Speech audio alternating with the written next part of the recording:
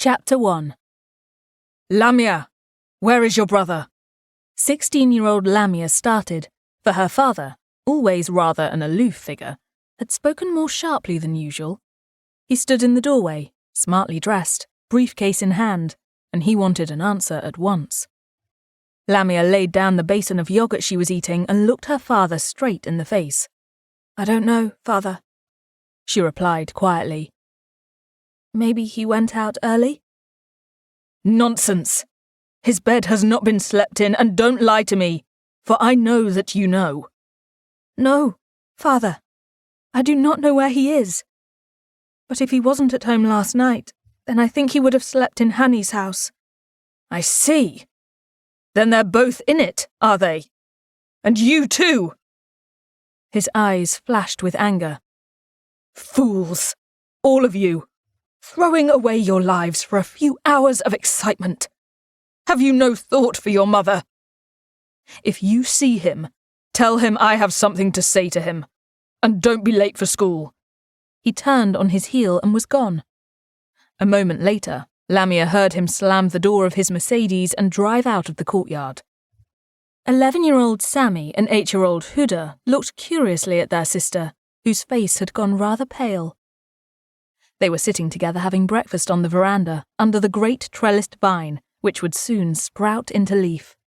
They were eating yogurt and olives and hot flaky bread, while the sun rose over the dip between the mountain peaks, bathing them in warmth and light. "Where is Amin?" asked Sammy bluntly. "We know that you know, and we want to know too. Has he gone fighting? Tell us." "If he's gone fighting, it is better that you do not know, my son," said their mother's voice behind them. She carried a tray of cups of coffee and sat down beside them. Aye, she mourned. "And he's so young and fine. At the sound of the gun they're like horses pouring for battle, these young men. War is in his blood. He will not obey us, and all for a fisherman's quarrel. We live in evil days." "No, mother, not for a fisherman's quarrel. It's far, far greater than that.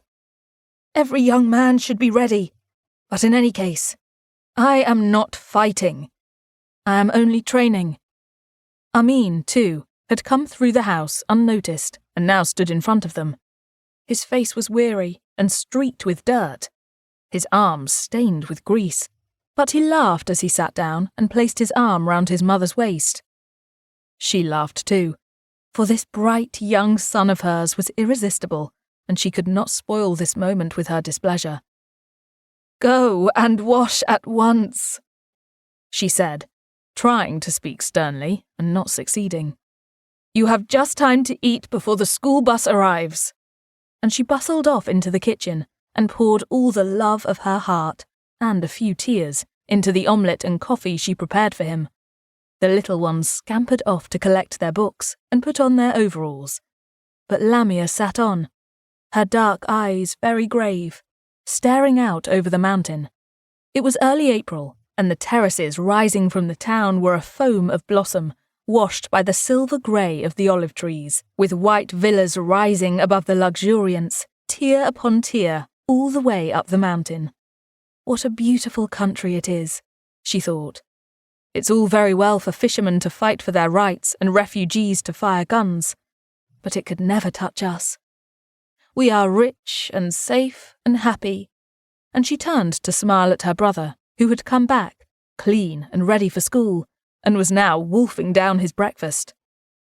They were alone, and both very conscious of the oneness of spirit that exists between twins. "I don't think it will be long," said Amin suddenly, as though his thoughts had been hers. "And I must be ready. When it comes, our heritage, our citizenship, and our Christian faith will all be at stake. Can't you make our parents understand? We shall all have a part to play." "Mother understands," replied Lamia, "but not father. He wants you for the business, and, besides, he thinks you are too young." "There will be no business unless we hold on,"